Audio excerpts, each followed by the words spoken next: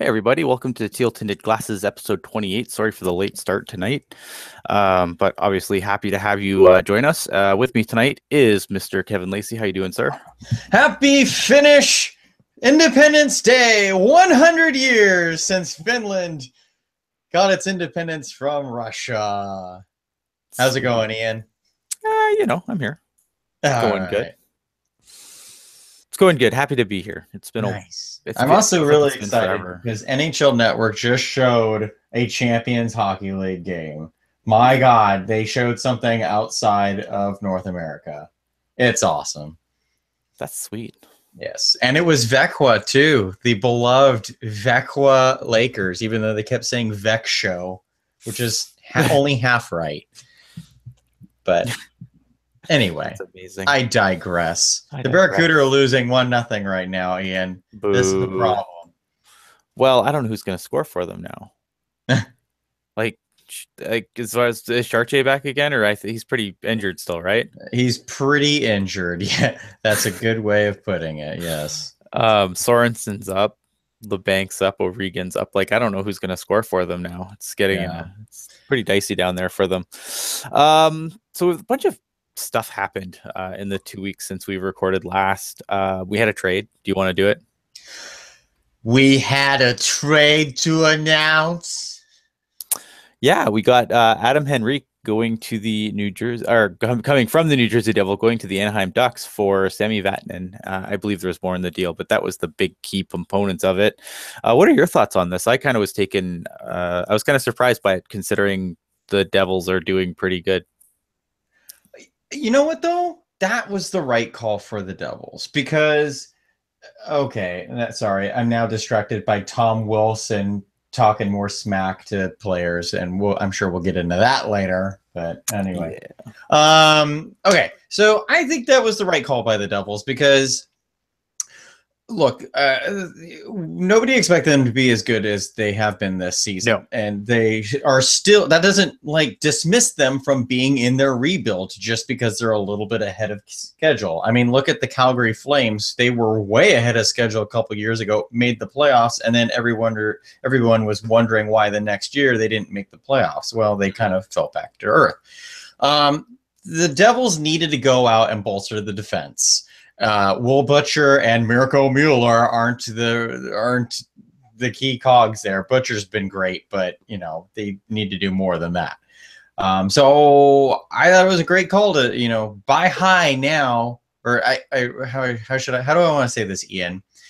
Just sell high for sure. You're selling high. Well, yeah, because if the Devils made this move at the draft, they've got desperation playing into that, and the Devils could just. I mean, the Ducks could just rake the value up and away from the Devils. In this case, the Devils don't seem as desperate to make that kind of move, so pull the trigger now. Yeah, I makes sense. I'm just trying to bring up the Ducks here because I feel like that this is a defense core that's been just chipped away at now. You let Theodore go in the expansion draft, and now you're letting Sami Vatanen go. Sami Vatanen, I think, is incredibly underrated. And I love the people who say he's not an offensive defenseman. Really? Look at his stats. Yeah, I think he's criminally underrated. So to me, it just from that perspective, I understand it from the Devils' perspective. I think that you have kids coming up and everything, but I look at this blue line. I mean, it's not terrible, but it's not good. Well, I mean, you mentioned Theodore. They also lost Francois Beauchemin, and then he came back actually, then they lost him again, and he came back again. He's like the cat who comes back at the end of the song every time. Yeah, but I would rather have Sami Vatanen than over Francois Beauchemin. I mean, I understand Lindholm will probably beg to differ, but injured. But it doesn't matter for him; he's injured, right?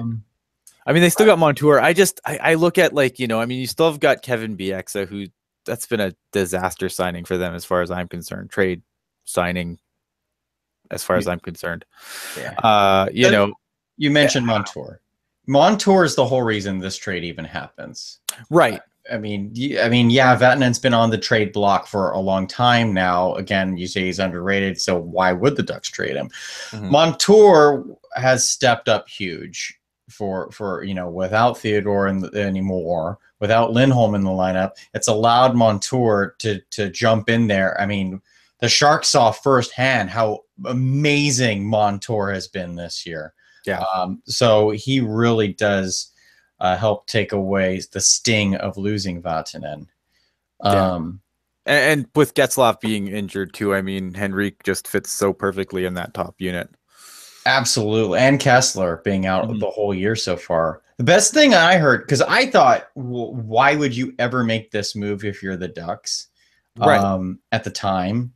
And then I can't remember which NHL analyst said it, but he won me over. He said that Adam Henrique fills the void that has not ever been filled when Nick Bonino went to the Pens.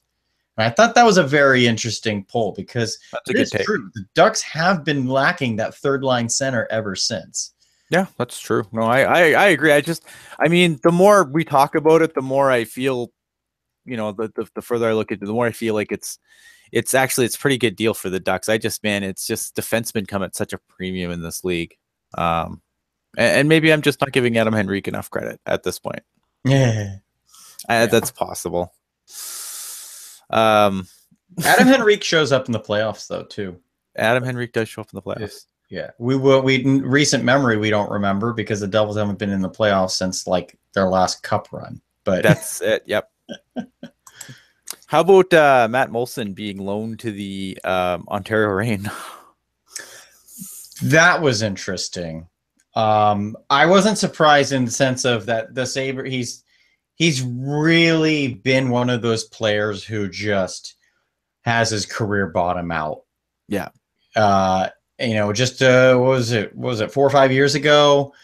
He got traded to the Sabres, or I don't remember who. I think the Islanders had him, and they traded him to Sabres for like a first and a second round pick. And now no one wants him on waivers. He has no foot speed. That's the problem. Right. And it's so crazy too when you think of like Buffalo. I mean, they're so bad this year again.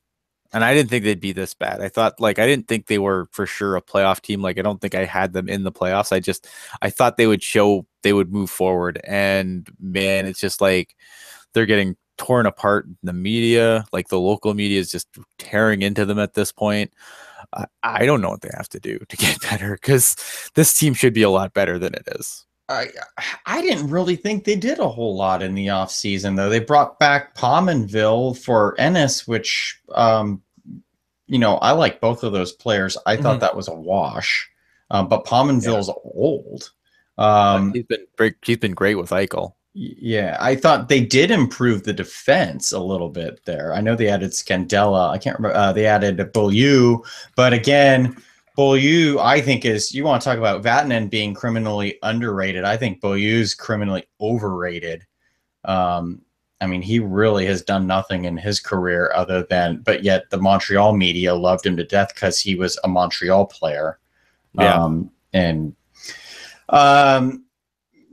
With Molson, Molson's skating. Molson is ECHL level skating at this point in his career. He is, because I've done a lot of skating kind of analysis over the last 2 years, watching all kinds of players, and I would say Molson was one of the absolute worst skaters that I've seen. And he's probably just banged up at his age and can't go anymore. Kind of deal. It's sad to say, especially if you usually stick up for guys like that. But yeah, Skylar in the chat, Matt Molson is so slow. Pavelski beat him in a race once. That's just mean. And lapped him. Oh man, that's what did I want to say? You said Molson though got assigned to Ontario of all things. He's been apparently loaned to the Reign. Yeah. The AHL, Patrick Williams is the one I'm giving credit to on this. Again, I mentioned it last time I was on the show. Follow him, folks. He's a great follow on Twitter. Patrick Williams pointed out that the AHL does have rules about how many veterans you can have on the roster, and it's probably just one of those situations where the Sabres are going to make a whole bunch of trades, and who knows, Molson might find himself on Rochester at some point, But for right now, Ontario had the space for a vet. So just assign Molson there for the time. And yeah, keep him playing. I mean, you're I paying think, him. you know who's laughing about this whole thing, Ian? Dan Bilesma. I mean, how much crap did Dan Bilesma take this offseason about, guess he wasn't really that good of a coach in Pittsburgh because he didn't do anything in Buffalo, and Buffalo is even worse. Yeah, I mean, Jack Eichel kind of, depending on what you believe. I mean, there's definitely an Eichel factor in that too, where, I mean, if you're Buffalo, what do you do at that point though? I mean, you're rocking a hard place. You have this potentially generational player, versus a coach, which are hired to be fired. What do you do? Yeah, I do feel bad for Phil Housley though, because I do think he's a solid coach. As far as Eichel goes, Eichel needs to shut up and play hockey. Yeah, I feel like every time I hear he's whining about something, and it's like, oh man, let Crosby do that. No doubt. I mean, he's not doing terrible this year. 28 games, he has 22 points. I mean, it's not terrible. No. I mean, considering the team he's on too, like it's a garbage team. Yeah, it's Buffalo's so bad. Yeah, like I mean, a celebration for the Arizona Coyotes. They're no longer the worst team in hockey. Ooh, ouch. Just want to say something in the chat because Race Fan Rock said Molson to make the Kings. No, he can't play for the Kings. He Molson's under contract with the Sabres. He's loaned to Ontario. So yeah, so the Kings can't call him up. They're not his property. He's not their property. Yeah, exactly. I don't know if Kane's wearing off an Eichel. Evander Kane's done some pretty dumb things, but I'm not going to sit here and try and defend Evander Kane, but I feel like with the way the media in Winnipeg ran him out of town, I think that there's truth to, there's like with anything, there's definitely elements of truth to every story. I just wonder how much is true with Evander Kane. It's something I never even considered, but you never know. I guess the only way to find out is for Kane to get traded. I guess. I mean, I don't think Evander Kane is Buffalo's problem. I think Evander Kane is a player much like another. I think that he's a player much like PK Subban. He has a personality, and we all know how that flies in the NHL when you have a personality and your skin tone is a little darker than mine. I'm just gonna throw that out there. Yeah, it has to be said, but I hate that it has to be said, but I feel like I would be just doing the audience disservice if I don't at least mention that, because I think that there's a lot of the players that get picked on for having personality aren't white. Yeah. Just saying, Brent Burns gets a complete and utter pass. Maybe not this year because he can't score, but when you look at, I mean, what the thing with Brent Burns and PK Subban, I mean, they're the same player. Who gets crap, who doesn't? I mean, it's as simple as that. No one giving Malcolm Subban. Yeah, well, I've never seen Malcolm Subban really do anything, but other than make Vegas good. Yeah, right. Make Vegas great again. Make Vegas great again, apparently. I don't know what's going on there, man. That team is just, this team's supposed to fall off, and it just refuses to. Vegas, and the division, you know what? Garbage.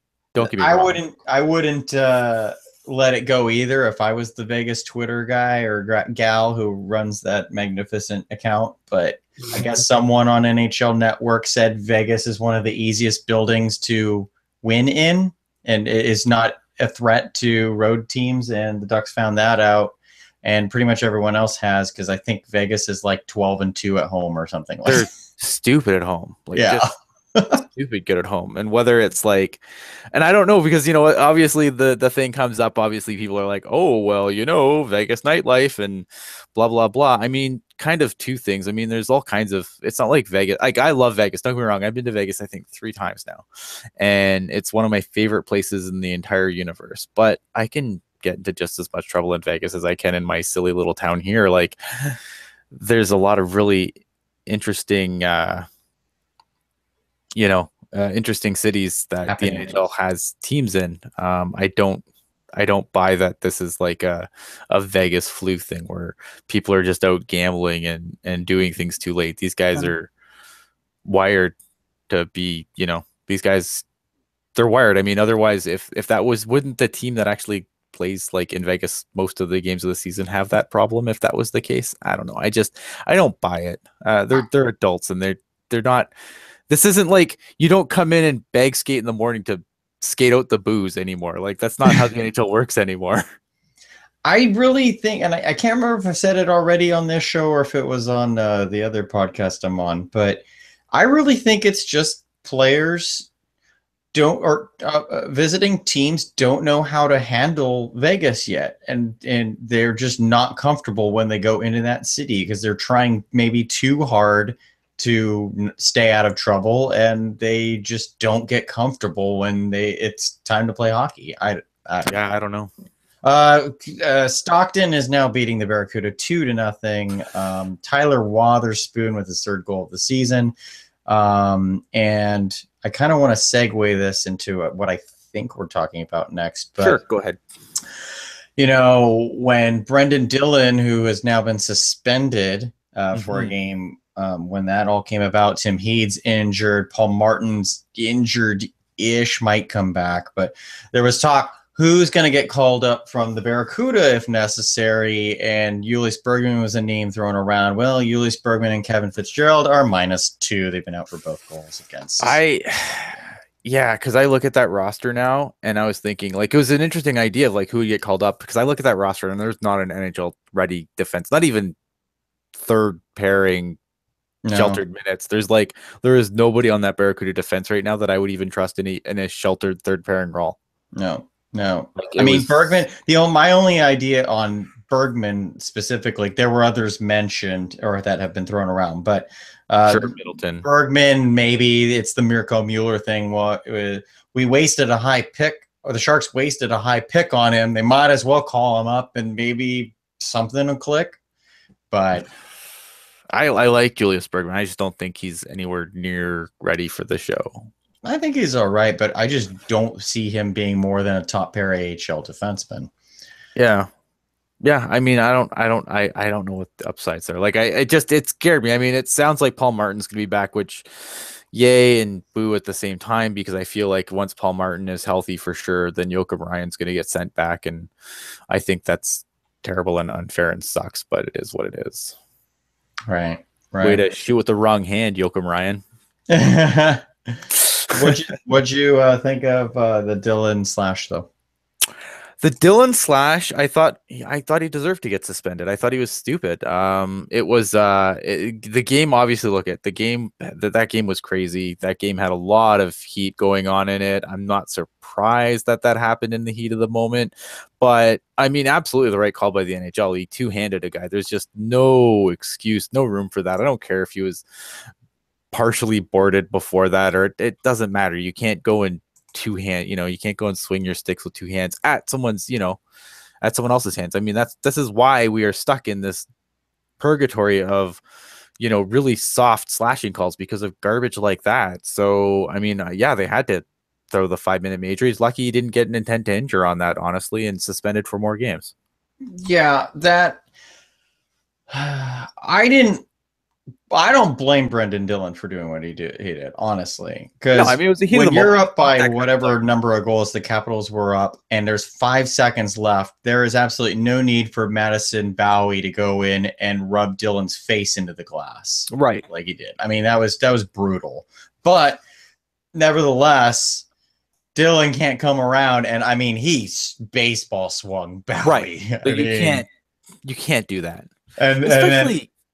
Sorry, just to say, like, especially at the end of the game like that. I mean, because that's when the NHL's looking for stuff like that. Like, like I said, if he got an intent to injure with less than 5 minutes left, like, he could have been sitting a lot longer than he did with the 5-minute slashing major. Yeah, absolutely. And this is where I feel like the Sharks homerdom gets under my skin. Is so many people, how could Dillon be given a game misconduct for that?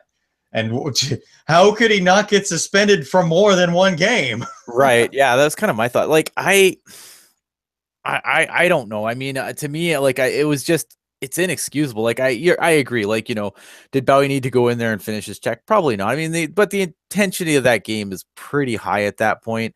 I don't think like Brendan Dillon. I would never call Brendan Dillon a dirty player. I just think he was just something he did in the heat of the moment. Like I don't. Yeah. He's not a dirty player. I don't think that's like indicative of Brandon Dillon. Like that doesn't define Brandon Dillon at all. But I mean, you got to be in control, and unfortunately he wasn't. He made a mistake, and now he's gonna pay for it. And which means he's gonna sit for a game, and we'll see what the defense pairs look like with everyone all mangled. Vince G with the great quote in the chat. At least he two-handed him right after the hit instead of going to the locker room thinking about it and waiting till next game.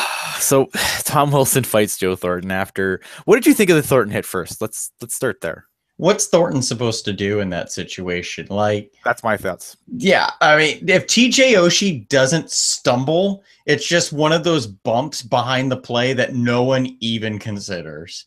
Right. But because Oshie stumbled and fell as Thornton's coming in, I mean, that sucks. That's it. It sucks. That's it. I mean, my hockey team lost 5-0 last night. It sucks, but what else are we gonna do? We got killed. Right. Like that's the kind of my thoughts on it too. Like it was a late hit. Don't get me wrong. I agree the hit was late. It was definitely a late hit. But if those hits doesn't happen fall, every game, seconds in the game. Yep. No, I agree. Like, like I don't know. It doesn't make any sense for me to have, to have any discipline there. I know people were like, "Oh, can't believe that hit."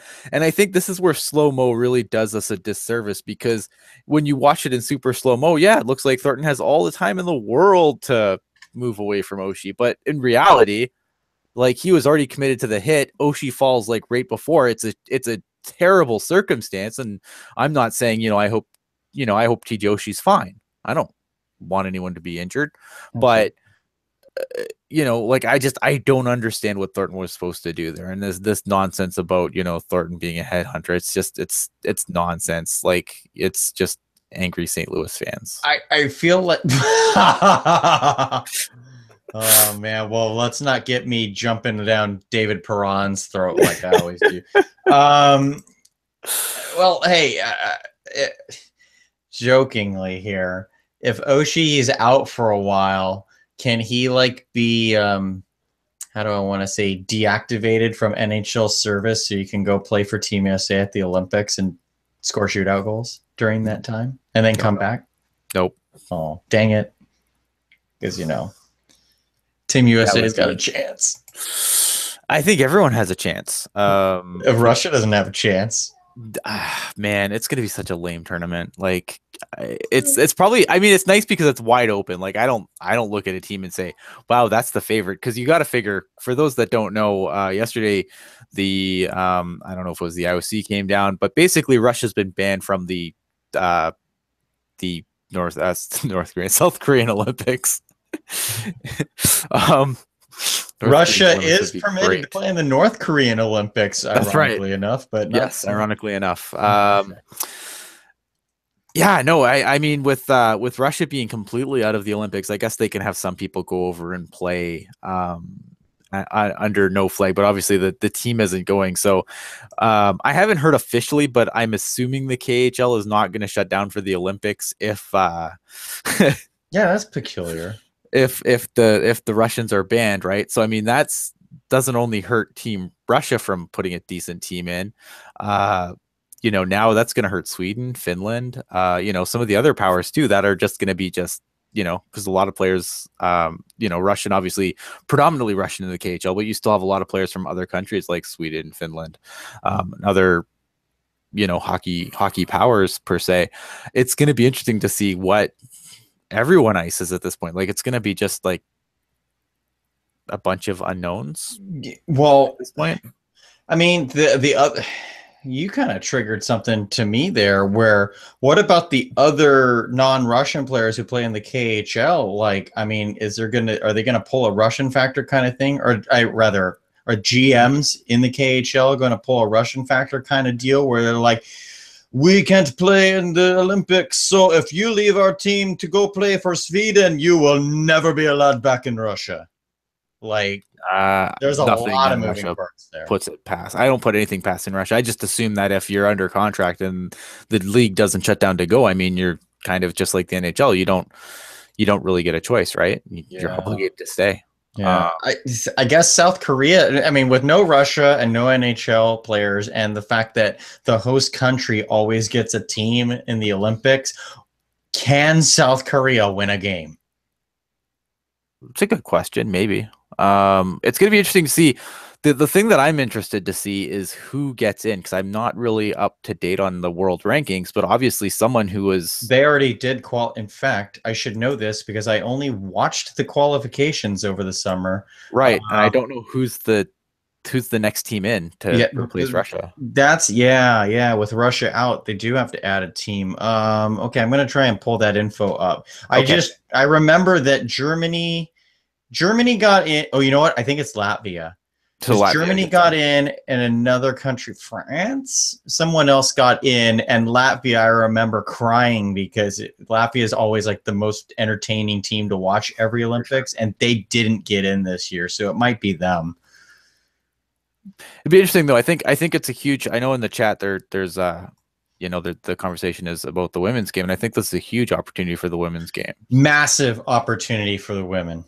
Because I would watch the women regardless of whether the men were playing or not. Like I always watched the whole tournament, but I think that with the only thing that sucks is the time zone, obviously, but I think it's a huge opportunity for women's hockey to really take center stage, because it's probably going to be better hockey, to be completely honest. And that's not hyperbole. I mean, when you look at the quality of players that are likely going, the women's team is probably going to be the teams to watch. This is the biggest opportunity. I'm not going to say like this is the make or break opportunity, just because women's hockey is still going to be around after this Olympics. But this is the biggest opportunity for the women to be, for lack of a better term, taken more seriously in this game. And again, a huge opportunity for the NWHL to capitalize on that as well. So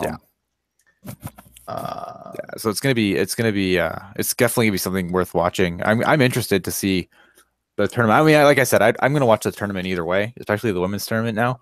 I don't know how much men's tournament I'm gonna watch, to be completely honest with you. Like, it's with the time zones difference and everything else. Maybe I'll watch the medal round. I'm not really too crazy about the round robin of France versus Team Sweden C team. Shoot, I'm trying to figure. I think Belarus is actually the next country up. I can't remember who advanced out of that group though, but I know Germany advanced out of Group E, and I think France out of F. I'm still searching. Moving on.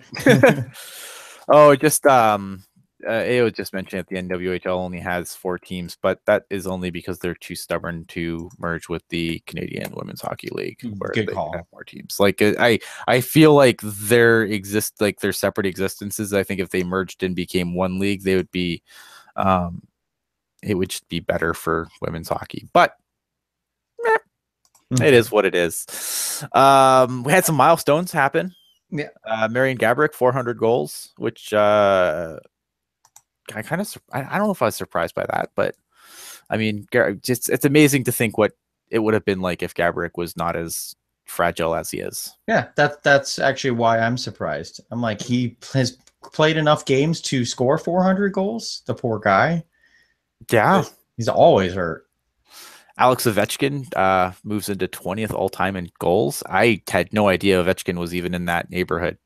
And that's insane. It's funny because it's amazing, because like you always something that I've always maintained is like Ovechkin's one of the best pure goal scorers of our generation, and he gets so much hate. I think some of it's because of his political views a little bit. I think gets kind of watered into that, but I mean, I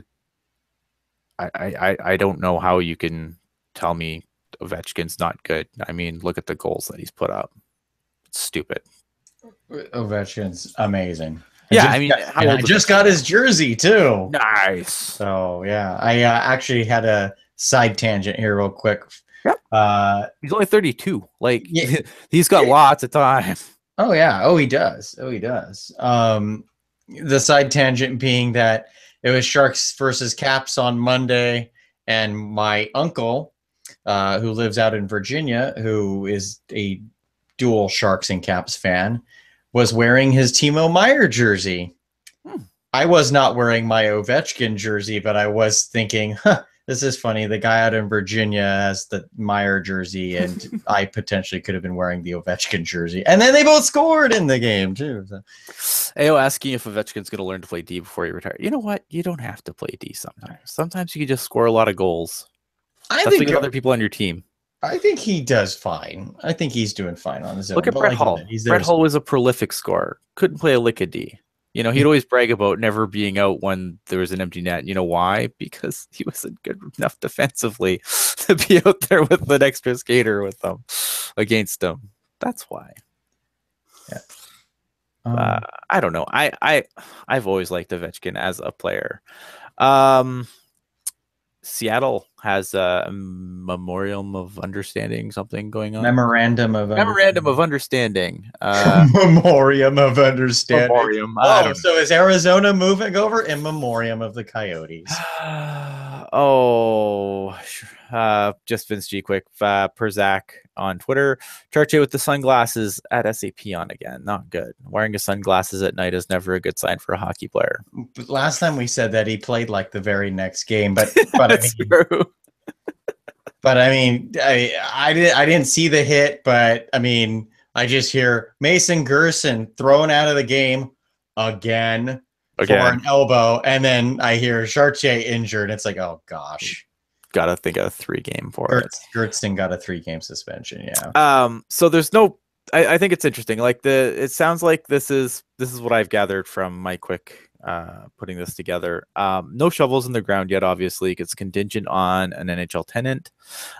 So one has to wonder if relocation is more likely on the table at this point, because Vegas took 2 years to get off the ground, and you have to figure if they're trying to get if they need an NHL tenant to get the thing built, you would figure that maybe relocation might be the more op thing at this point. I mean, we don't know what the hell's going to happen in Arizona at this rate. Yeah, it's literally a every April operation with that team. Yeah.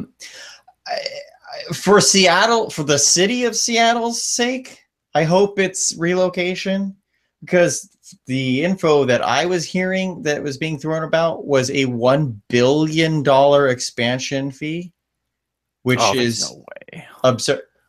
That's absurd. I would say no way, but I also would have said no way that anyone would fork up $500 million, and yet Bill Foley did it with Vegas. There's only 2 teams worth $1 billion in the NHL right now.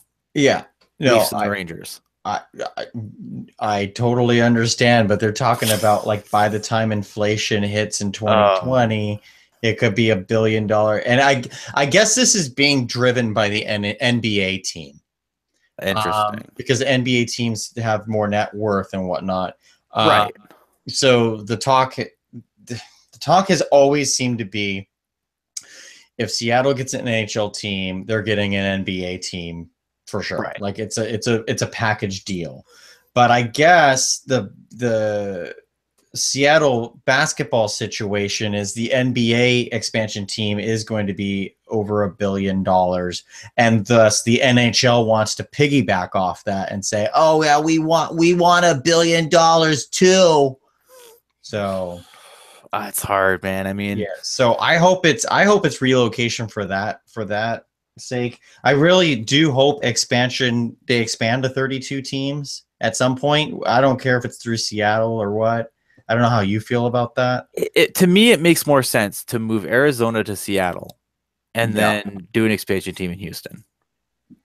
And do an expansion team in Houston? Right, okay. Because then you don't have to change any of the divisions. The divisions stay exactly the same as they are right now. And you put a team in Houston, put them in the Central. All teams have all divisions have 8 teams. Exactly. I mean, it seems to me like that just makes too much sense. And then you hold on to Quebec City for any East team that's in trouble. Hi, Carolina. There you go. I mean, there you would have to screw up the divisions a little bit, but I feel like that's what you do at this point, right? Like you can't put an expansion team in Quebec City. I mean, you could, but it doesn't make any sense logistically, division wise. Like I don't think they want this. I don't think they're entirely pleased. I mean, basically they were looking for 2 teams to enter the league when they, and they basically said it. I mean, Quebec put a bid in, but they basically, we all knew what the goal was. It was Seattle and Vegas. Sorry, say that again. I was catching up on the chat. Oh, no, I'm just saying when they opened expansion last time, it was for Seattle and Vegas. I mean, it was absolutely basically spelled out for us. Yeah. I mean, the NHL almost moved to Seattle from Arizona, from Phoenix, before they even had an arena, before Vegas was even in consideration. Exactly. So the NHL, as much as Bill Daly and Gary Bettman want to downplay everything. Well, for sure. And that's their job. Yeah, well, it is. I mean, I just find it funny that every time Bettman or Gary Bettman says there's there's no truth to any expansion talks, and then like the next day, Vegas, the NHL is expanding to Vegas, and then like this most recent time, like the next day, new Houston Rockets owner wants an NHL team. And then they're meeting with him, and the Vince G in the chat. This is great. If Vegas got one of the cushiest expansion incentives for $500 million, I wonder what Seattle could get for $1 billion. Do they just mail you the Stanley Cup at this point? Like you win the Stanley Cup. That's it. They get the Stanley Cup, and the Vegas Twitter handle moves over to Seattle as well, so that they're just like, we won the Stanley Cup after 1 game, bitches. Yeah. I will ask, if Seattle couldn't handle an NBA team, how could they handle an NHL team? I'm not familiar enough with the NBA situation in Seattle. It sounds to me like it just came down to, it was kind of like Winnipeg. It just came down to getting a new building, and no one wanted to pay for it. And I as kind of a poo-poo answer as this is, there's no way to know until it happens. I mean, I don't know. I worry about the junior teams in Washington. I mean, they have the Thunderbirds, although they've moved to Kent, but that's still basically Seattle. Right. I do worry about the WHL, since they have such a heavy presence in Washington. I don't know what a Seattle team would do to them. And in turn, Seattle might be a market that prefers having those small little teams, the junior teams and minor league teams or whatever. Norfolk, Virginia is one of those markets that the Montreal Expos wanted to move to Norfolk. And the people in Norfolk were like, no, we don't want a major team. We're fine with our minor league teams. Yeah, Seattle might be in the same boat too, but we just don't know. I mean, it's weird, like, because you look at just down the road. I mean, it's a little bit further than just down the road, but I mean, you look at Portland, kind of similar situation, but they have that, they have the Moda Center, which is way bigger than they need. I wonder why Portland kind of fell off the map as far as expansion goes, because that was looking like the most credible option at one time. Yeah, I mean, you could say the same for Kansas City too. Yeah, but I don't know. I guess just teams that build arenas, and then they like cities that built arenas, and then just never, they built it and no one came. Right. Yeah, so, I don't know. It's definitely an interesting thing. So we have a couple of I have something that I would like to hit on. Kevin LeBanc, I've been talking about this on Twitter. He's 4 to 5 games away from ending his waiver ineligibility, so he needs to go on waivers. So does that concern you based on his lack of production as of late? And would you send him back down? Absolutely. And I wish I could remember what Paul Gackle wrote in his article in the Mercury News yesterday, the day before, about that situation. But yeah, I know he was on board with LeBanc going down. You right there with the waiver condition. It's crazy to think, considering he's only 21 years old. He's a little bit older now. And 22. I thought he was 20 last year, but 23 to be honest. Oh no! He was in 2021 draft pick. He can't be that old. No, you're right. He's 21. I was thinking of I was completely on. But yeah, Kevin LeBanc. I kind of want you to go about this, because I've been really trying to wrap my head around this situation with him. He started off great and has floundered. I don't think his all-around game has been as bad as people have said, but it's kind of like Ovechkin. He's there to score and he's not scoring. Right. What is your take on him? I like Kevin LeBanc, but I feel like, where does he score on the top line? Yeah. And the fact that it's almost like it gives me the same concern that Hurdle used to give me a lot, was like, where now is like Hurdle's game's a lot more well-rounded, but it's kind of the same thing as like early Hurdle, where it's like, okay, what is this kid without Joe Thornton? I love that. That's kind of where I'm at with Kevin LeBanc right now. Is Kevin LeBanc, I think Kevin LeBanc's a good player, but he's, when he's done well, I mean, he's done it with other good players. I mean, he's definitely an NHLer. I think he's definitely an NHLer for sure at this point. But, even when in the AHL, I mean, when you're playing with O'Regan, you're playing, like he's never had to not play with great players. And I just get concerned that his lack of production and the fact that Timo's really solidified himself on that top line, it's concerning. And my fear with LeBanc at this point is I would hope that they would send him down if the plan is to just sit him in the press box for an extended period of time, because you can't do anything else with them. I do think he needs to go down and get his confidence and all that, but how many times are we going to do? How many times are the Sharks going to do that? Right. I like your Hurdle comparison, but for a little bit of a different reason. What I'm noticing with Kevin LeBanc is a lot of the times when he's got the puck or getting into the offensive zone, there's nobody with him.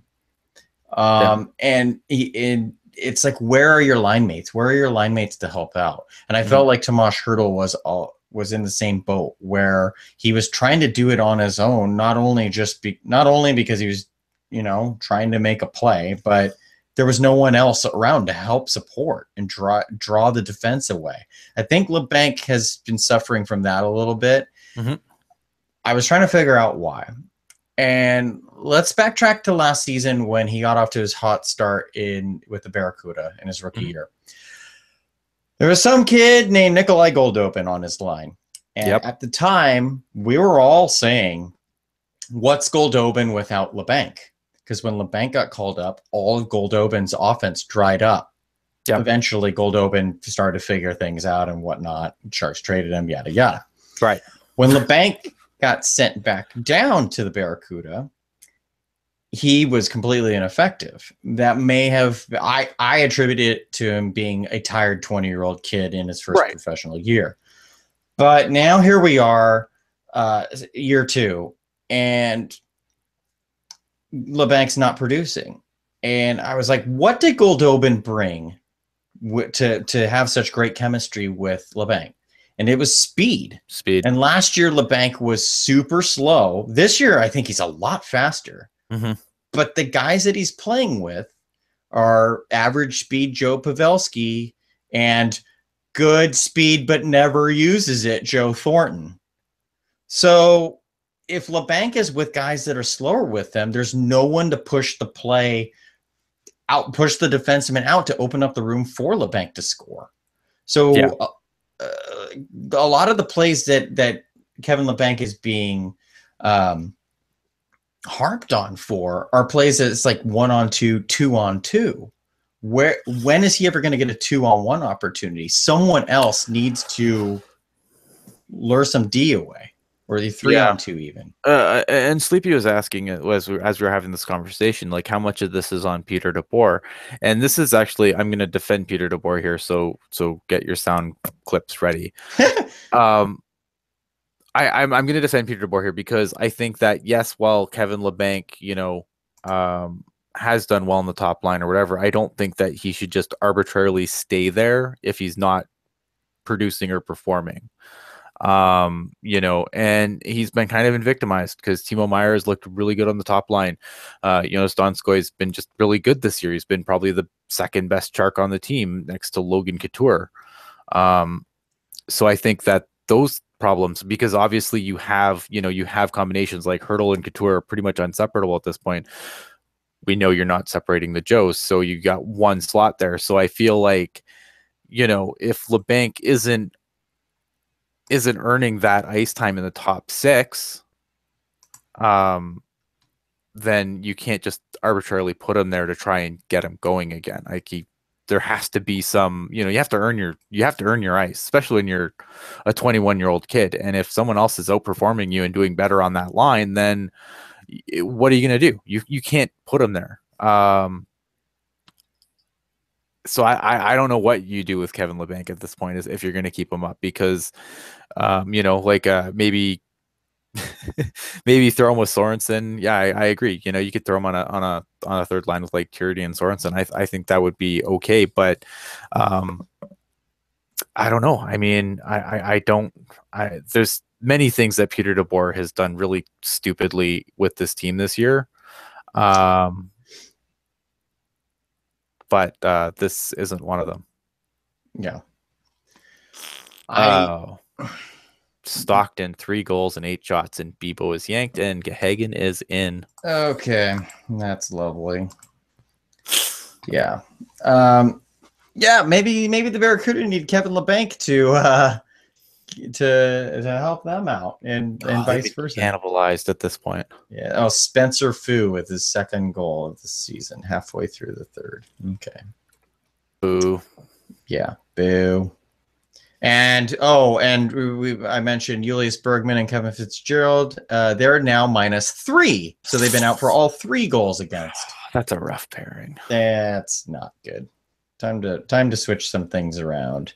I mean, you guys mentioned Jeremy Waugh has been doing a lot better, and the last Barracuda game that I went to, that seemed to be the sentiment around the arena. So you guys were spot on that Jeremy Waugh just all of a sudden has figured it out for the time being, and playing way better. So yeah, no, I mean I'm glad, because I mean, like, the Sharks need to hit on some of these picks that are higher. I mean, yeah. Jeremy Waugh is a 31st overall pick. I mean, they need to hit somewhere in here. Speaking of prospects, and we'll end on this, the Sharks have 2 prospects that have been named to the World Junior Championship preliminary rosters that I know of. I don't know if any of the Europeans did, but I can tell you that Josh Norris will be on the preliminary roster for Team USA. Obviously, this is a huge list of names that gets whittled down as they go, as cuts happen and everything else. They just grab a bunch of players.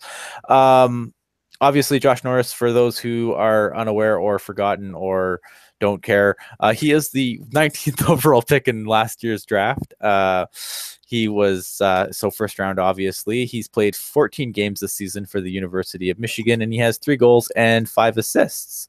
And Canada has invited Mario Ferraro, our second round 49th overall pick in the 2017 draft. He's played 15 games at UMass Amherst, and he has 3 goals and 3 assists, which is pretty good for defenseman in the NCAA. I think Josh Norris obviously wants more goals, but meh.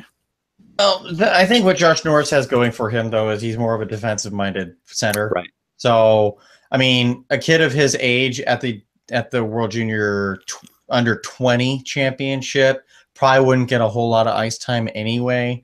That's right. But the fact that he is solid defensively, that he might get that, like, a 4th line spot if he were to make the team. I was a little surprised that you didn't mention Dylan Gambrell. Is Gambrell not on the preliminary roster? I feel like Gambrell's, like, you got to remember, he was already, I feel like he was a. He's 21 years old. Yeah. Okay, he was never a mind. double overager when we drafted him. Yeah, that's right, because the Sharks drafted him as an overage player, so that's where I'm getting he was already draft +2 when we drafted him, so he's definitely not eligible. Okay, that's what's going on there. Okay, gotcha. Yeah, good for them. I didn't mind the Norris. I was one of the only people who didn't mind the Norris pick, although it's not, again, who I would have taken in the first round. Mario Ferraro,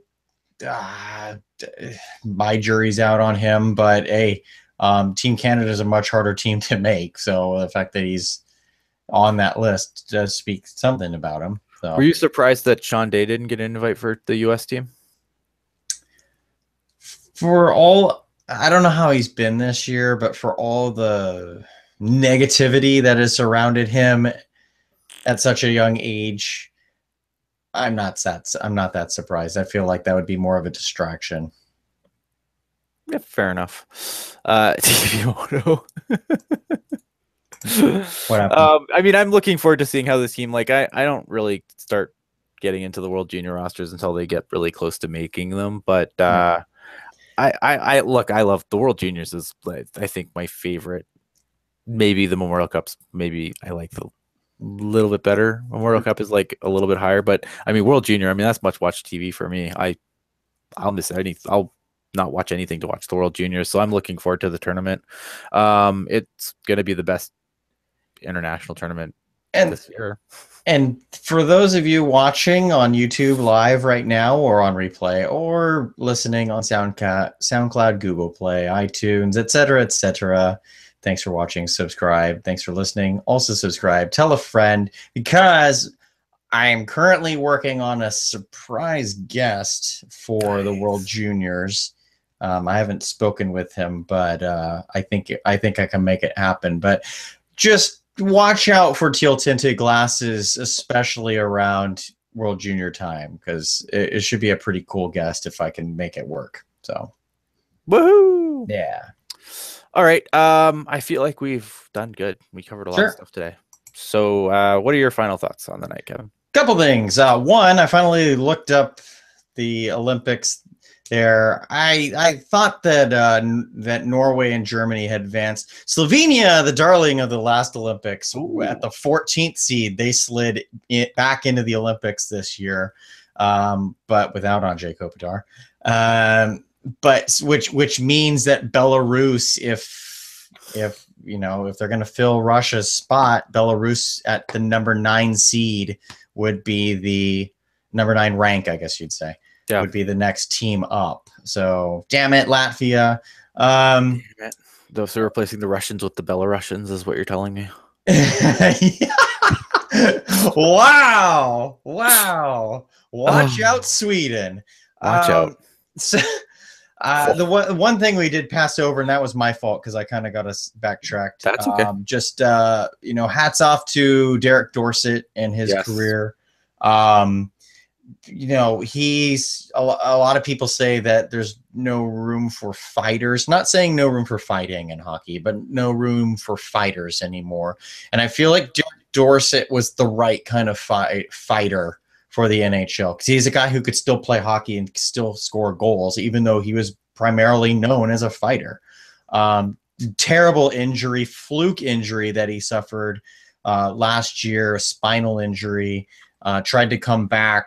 He was the best player on the Canucks at the time of that last year, and it sounds like he was one of the best Canucks this year before he got hurt again. But, I mean, the guy was suffering from numbness in his hands and arms, and I just want the guy to have a quality rest of his life. So I'm glad he made the decision to retire, and hats off to you, Derek Dorsett. Yeah, I mean, especially being a father myself, I mean, there's been, you're fortunate, you want to spend as much quality time with your children as you can, because they grow up really fast. I mean, mine are still little, but it still feels like they grew up too fast. And, that was basically the main motivator behind his decision. And I think that's, hats off to him, because walking away from the sport that you love. I mean, it's these guys like I always get mad when people are like, oh, they don't care, like they just don't care, blah blah blah blah blah. But it's like you don't make it to the NHL by not caring. Like it just doesn't happen. So I mean, to work all your whole life and get to do that, it's obviously it's must be hard to let go. I mean, obviously I can't relate, but I wouldn't like being told that I couldn't play hockey again, even just pickup. So, yeah, that'd be really hard for me. So I mean, I can't imagine like that's your livelihood and you have to walk away. So, it's good. It's good on them, for sure. And a tough decision, I'm sure, but the right one, at least from this chair. My final thoughts. Sorry, go ahead. No, sorry. There is one actual final thought I want to mention. Kyle Turris's line since the previous big trade of the season. Kyle Turris's line since that trade with Kevin Fiala and Craig Smith, although for some reason they were broken up last night, they have 35 points in 13 games as a line since that trade. I don't have Matt Duchene's line stats, but I know that Matt Duchene has 2 points since that trade and a -9. Yeah, wow. I'm at Kevin Lacey 22. Follow me on Twitter, Instagram, yada yada. You can see corporate Kevin Lacey's photos on there. Anyway, thanks for having me on, Ian. Your final thoughts? Oh man, I can't get over corporate Kevin Lacey. I like that. My final thoughts are obviously, subscribe, do all that good stuff. Schedule is going to be probably a little dicey being December, and we're kind of been shuffled to Wednesday because the Sharks play every Thursday. So just kind of stay tuned, and we'll make sure to let you know when we are going to go on, hopefully with a little more notice than we gave you tonight. But I mean, we still got a lot of people that turned out to watch. So as always, appreciated. Other than that, though, we will see you the next time we see you. Have a good night, guys.